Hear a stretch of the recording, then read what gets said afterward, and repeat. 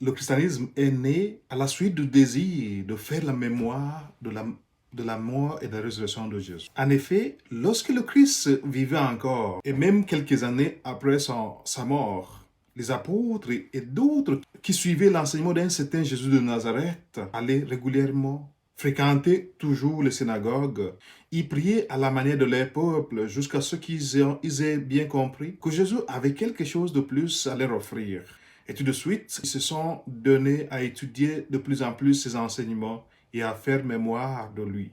En plus de suivre les enseignements de l'Ancien Testament, certains se sont mis à écrire les témoignages de ceux qui ont fréquenté Jésus. Cet exercice a changé totalement leur relation avec Dieu. Et de plus en plus, ils voyaient des changements arriver à travers les paroles de Jésus, car l'Esprit de Dieu rendait de plus en plus visible la présence continuelle de Dieu parmi les croyants. Désormais, ils pouvaient adorer Dieu sans qu'ils ne se rendent ni au temple, ni sur la montagne sainte.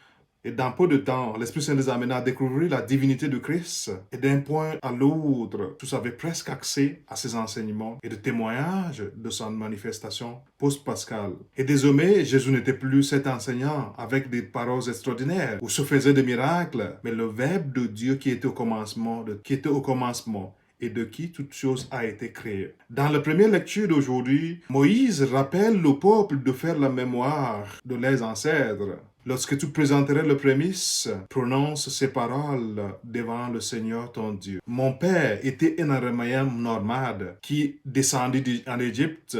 Il y vécut en immigré avec son petit clan. C'est là qu'il est devenu une grande nation, puissante et nombreuse. Pour le peuple d'Israël, le devoir de faire mémoire est sacré. On ne devait pas oublier la présence de Dieu dans la vie de son peuple. Donc, quand les premiers chrétiens ont commencé à raconter les merveilles du Seigneur, c'était aussi dans cette optique. Ils tenaient à commémorer l'amour et la fidélité de Dieu d'une génération à l'autre. Dans l'évangile d'aujourd'hui, quand le diable met Jésus en épreuve, il l'oblige en ses propres termes à faire la mémoire de sa filiation. Si tu es le Fils de Dieu, ordonne à cette pierre de devenir du pain. Mais Jésus n'a pas besoin qu'on lui rappelle son identité ou sa filiation. Il refuse, car comme ses ancêtres, il ne pouvait pas concevoir la possibilité de chanter le chant du Seigneur dans une terre étrangère. C'est aussi dans cette optique qu'à chaque fois que nous succombons à la tentation,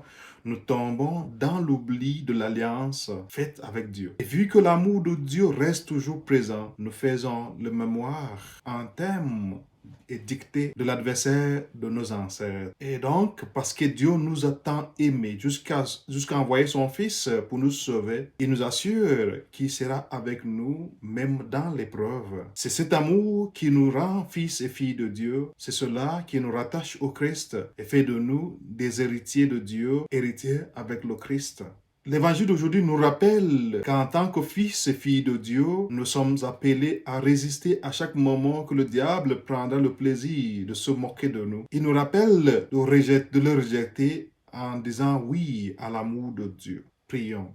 Seigneur Jésus, nous nous trouvons régulièrement devant toutes sortes d'épreuves. Souvent, c'est très subtil, presque même non reconnaissable. Quelquefois, les circonstances nous séparent de toi et obscurcissent devant nous les traces de ton amour. Pourquoi croyez-vous encore aujourd'hui, nous demande-t-il de foi? Eh bien, apprends-nous à nous souvenir, comme le peuple d'Israël dans la première lecture, que malgré les difficultés de nos ancêtres, tu ne nous as jamais abandonnés, que ton amour nous retient face à des tentations. Et quand nous serons aussi à notre désert comme toi aujourd'hui, montre-nous la puissance de ton amour.